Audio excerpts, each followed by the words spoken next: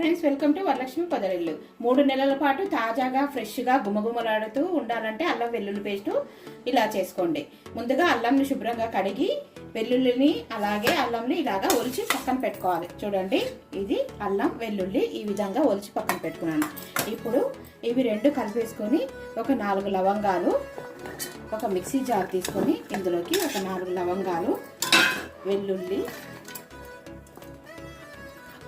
ఉప్పు, పసుపు వేసి మెత్తగా మిక్సీ పట్టుకొని వస్తాను. ఇప్పుడు మిక్సీ పట్టుకొని వచ్చాను. చూడండి, మెత్తని గుమ్మగుమ్మలాడే అల్లం వెల్లుల్లి పేస్టు రెడీ అయింది. ఇది ఫ్రిడ్జ్లో పెట్టుకుంటే 6 నెలలు ఉంటుంది, బయట పెట్టుకుంటే 3 నెలలు ఉంటుంది.